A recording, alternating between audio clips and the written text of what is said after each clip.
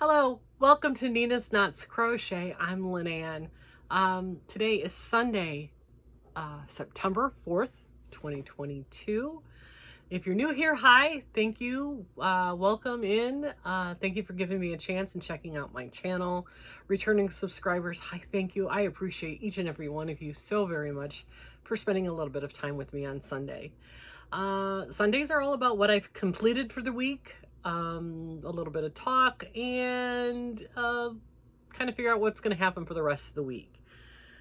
I do have a couple of finished objects. I'm brain fog today.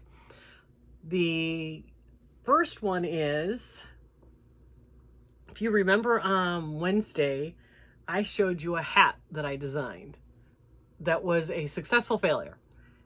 This was supposed to be an adult hat, and yeah, it barely fits a toddler. I did it in Tunisian crochet, and it has zero stretch. So then I thought, well, oh wait, no, this is the one I started out with. This was the first one, and it has zero stretch. It's cute, and I love it, and it's going to be a cute, child-size hat. So then I said, well, it's got to be that I didn't do the starting chain right. So I increased it by 2 inches and did the same thing. Again, zero stretch will fit a toddler. Somebody suggested here, made a comment that if there's a Mode Bespoke had a tutorial on how to make Tunisian Stretchy. I couldn't find it right away, and I thought, there's got to be a way, there's something. So what I did, and on these, I started with a simple stitch and ended in the honeycomb. So I went up 2 hook sizes. Those were done with a 5. I went up to a 7. I started with a 22-inch circumference circle. And instead of starting with the simple stitch, I started with the honeycomb. So I did like 2 or 3 rows of a small ribbing because I wanted the honeycomb to be the focus. So then I did, the honeycomb, and then I finished with the simple stitch. And abracadabra, I have an adult size hat. Mannequin head. It's a slouchy beanie. I don't wear hats, so slouchy beanie does not look good on me. But it came out so cute. And I am so pleased with this. In my heart, I knew the basics. I knew that if you make the rectangle at the top, you decrease a little bit, seam it up the back, cinch it across the top. I knew the basic formula. I just didn't know how to make this stretchy. And the more I thought about it, and the more I played with the ones that are the small ones, I realized it was the stitch. It wasn't necessarily, but it was where the stitch was placed. Like the simple stitch just has no give to it. So by nature of the honeycomb, it gives you stretch. So I flipped them. I put the honeycomb first, simple on the top, added a pom-pom, and we have successfully created a hat. And I am thrilled because that goes with this scarf that I made. Well, it's a shawlette scarf from Tony at TL Yarns Crafts. It has the edging of the honeycomb. I think you can see it better in the cream. And then simple stitch in the center. Now this scarf is 61 inches from tip to tip. And then from the center to the point at the bottom is about 29 inches. This is one of those really cool bandana style cute with a big chunky sweater, you know, wear on your neck like that, or you can wear it over your shoulders. If you're in a restaurant and it's a little bit chilly, you could, I think there's enough where you could tie it if you wanted to. There's a, you know, you could pin it if you needed to. But it's the perfect size without adding so much bulk. The yarn I used is the Premier Anti-Pilling Everyday Bobbins. Oh, this isn't the right color. The color I used is called Oyster. This one's called Peachy Keen, but the concept is the same.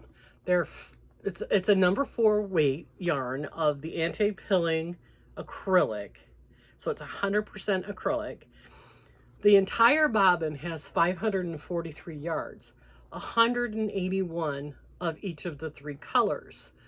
But it has like this darkish gray, then a marl of the gray and the peach, and then peach. And this yarn is so soft and beautiful. My only slight complaint about this is the marled section, because it's the 2 colors twisted together. It was a little bit splitty, and if you get going fast, it would split up a little bit. But other than that, this yarn is great to work with. The colors they have on Premier are spectacular. If they go back on sale, I think this one right now is $11.99. But if they put, and I got them on sale last April, a year ago April, and they had them for like 2 for $8 or something. If I ever see that sale again, I'm stocking up on this, because the Premier Anti-Pilling Acrylic is fabulous yarn. And I love the color combinations. I think I'm going to use this to make another set of this scarf and hat idea. I don't know if I mentioned the scarf is a Tony at TL Yarn Crafts. Check her out. She's fabulous. But yeah, this set turned out way better than I was expecting. I am so pleased with myself, and I think it turned out great, and I think it looks really great together. So this worked out. So now I've got, well, actually 1 hat that's going to go for a craft fair, because my daughter claimed the smallest one for my granddaughter. So that's finished object number 1. Finished object number 2, believe it or not, is a blanket. I started this blanket probably a month ago, but it got so hot here in Florida, I had to put it away. And when I left it, I was about this far in, from here to about here. And schedules finally aligned, and we're getting to see our friends who moved to Florida on Monday, and I wanted to bring her a housewarming gift. And I'm like, okay, hot or not, I'm finishing this blanket. And I did. This is the Bag O' Day Easy Chevron blanket. I used a Karen anniversary cake. The color I used is called Chocolate Fountain. This one is called Tropical Butterfly.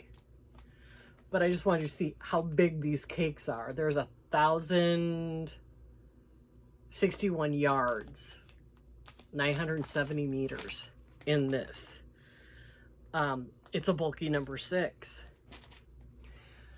These colors are so beautiful. The gray, the camel, the burnt orange, the brick red, the maroon. They just are so beautifully fall colors. And this yarn is soft and squishy and comforting. And this one cake made this in a little over a day. Now, I'm about 5'8", 5'7.5". And I put this from my shoulders, it covers my feet. And it's, you know, not quite as wide as my wingspan, but it covers me comfortably. So this is the perfect kind of sit on the couch, reading a book with a hot chocolate or watching a movie blanket.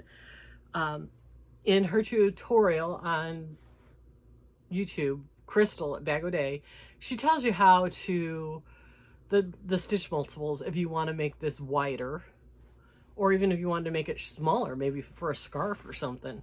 And she tells you how to change the yarn size. She did do hers in a chunky 6, and that's why I thought I'm going to go ahead and use the anniversary cakes. I saw on Facebook somebody had posted that along with the new Karen cakes, the spice cake, which I can't wait to get my hands on some of that, the anniversary cakes are back out. I didn't see any colors. They just showed like a picture from a distance and you could see the anniversary cakes. I don't know that I would spend $34.99 on an anniversary cake. I know it's a lot of yards and it's nice yarn.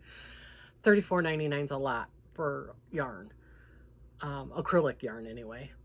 And so I will watch them to see if they go on sale and or clearance, because I got these last spring at Easter time. I got 4 of them. I got 2 in the chocolate fountain and 2 in the tropical butterfly, and I only paid $9 each.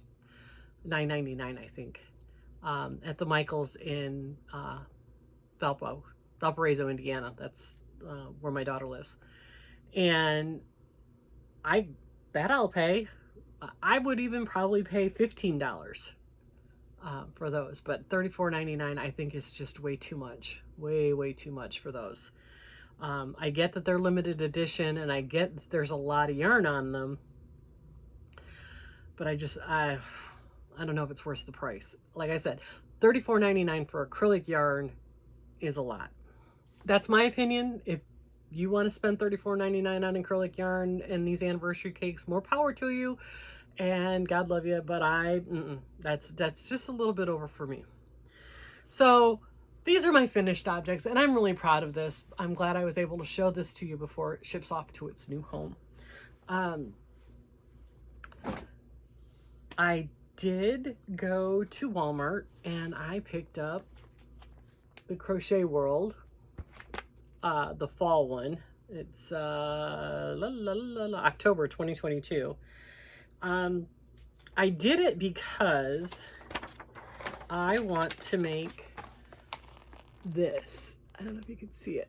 This wrap right here. That's the pattern I wanted. Now, I don't know if I'm going to be able to read this pattern. Oh, they have fingerless gloves in here too. Aren't those cute? Let's see, what page was that on?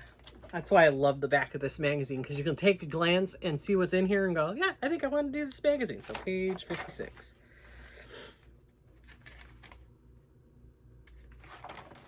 Oh, that's a better picture. Isn't that pretty? And it says, in this, they use the Bernat Premium Tweeds, which is a worsted weight, and they used 5 skeins of it. So, I don't know.